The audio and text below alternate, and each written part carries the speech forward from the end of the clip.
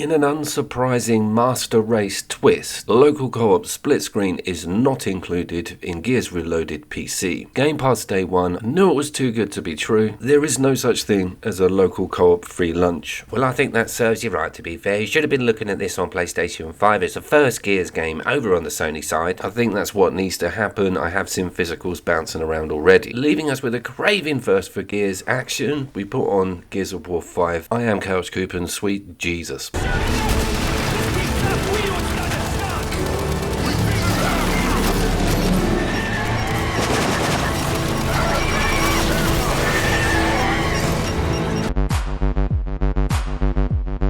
I will link to my latest coverage of Gears 5. That game is nothing short of phenomenal on split screen. The Hivebusters stuff is like a campaign that meets the Horde mode, all new locations. I had that texture pack going. All right, can we just talk about 2015's Cryptark?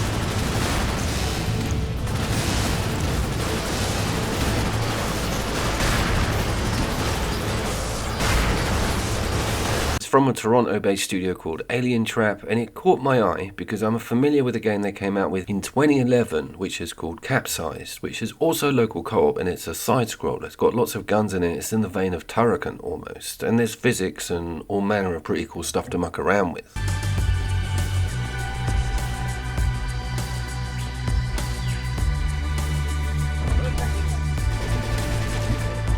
Now, Cryptark is an unapologetic twin-stick sci-fi roguelike. This just happens to be one of my favourite subgenres of all time. I've created both a twin-stick list and a local co-op roguelike or light list. I will link in description. There are some absolute bangers in there, including Alienation, Nex Machina, and the iconic Colt Canyon. This game would have potentially made it into both of those lists. I also enjoy its campaign and its roguelike options. So there are two roads to go down on that menu. You don't have to do the roguelike model, but everything happens faster, cooler weapons, cooler power-ups. As a single player indie roguelike, it's not a terrible game. I want that established.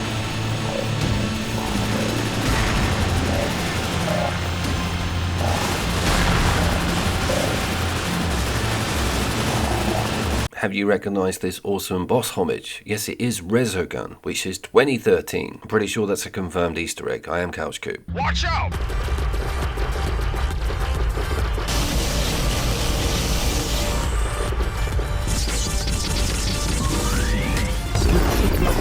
Now, I got really excited and thought this had local PvP in it as well, but unfortunately not. Just the campaign, so that roguelike option is not an option, which is a bit gutting. But the campaign involves you picking these giant space hulks out, which are all worth an amount of reward money, depending on how difficult they are. And you zip around outside to find a way in, and that's when the second player then spawns. The controls are traditional twin stick, with triggers offering a machine gun, and L2 giving you a shield, a little bit like Valfaris. There's about 15 minutes between that cut. The old noggin's not what it used to be. Neither of us could remember to use that shield. We were far too interested in this bullet hell dodging around. You do have a little bit of squirt speed on the A button or X. This game did get a PS4 release, by the way. I got it on GOG on PC for £2.50. And unlike Gears Reloaded, they have not cut the local co-op. Now back to that firing mechanic. There's grenades and also a charge spike, which can be upped and changed. It does support a traditional roguelike hub with a lot of loadout options, money spent after defeating these big spacecraft. But back to the firing, there's a grenade on the shoulder button, so it pings out and then goes off, and it can bounce off the interior. We hadn't fathomed that it is actually devastatingly dangerous to both players. So there is a certain amount of warning that needs to go on and communication if you're going to be grenade heavy.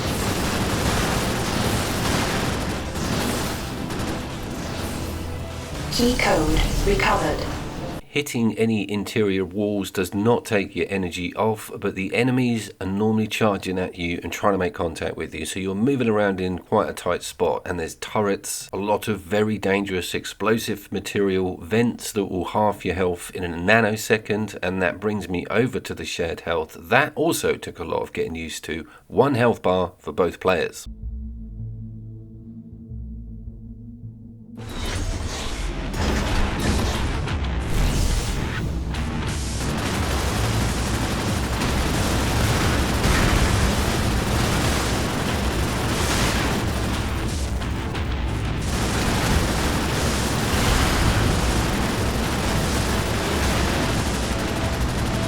does also feel a little bit like Galaxy at times, but it's far more controllable. It's definitely a twin stick at heart. What also drew my attention is this map, bottom right hand corner. It's super detailed. Basically you have to prioritize all of these keys to create an arrow to head towards a sort of mainframe terminal, which is normally a massive brain style boss. So there's stages to lowering the security levels to get to that final area within these massive maze like ships you're venturing into.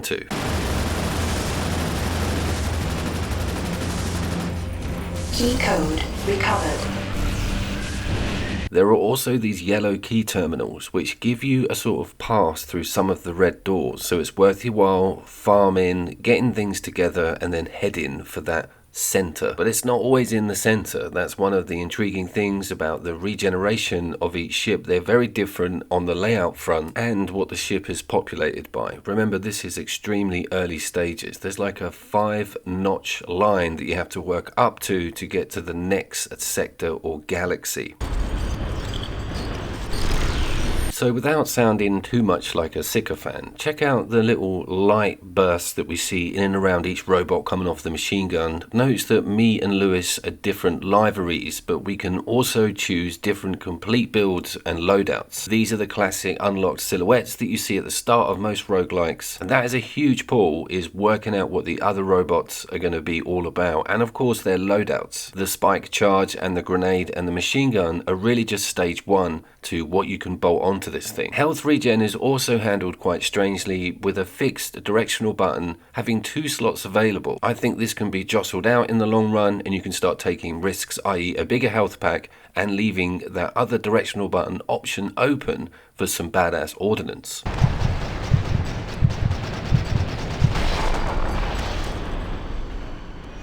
And you may be noticing a slight reoccurrence with some of the clips I'm showing you, and it is of course death. We were dying 100% of the time trying to get through the first Hulk, which is stage 1 of a 5-stage system. We managed one. I think we totally fluked it. If we weren't friendly firing each other with grenades, we probably would have managed a little bit better. But my point being, this is one tough roguelike, and I don't say that lightly. I play quite a few of them. It's no Scourgebringer, however.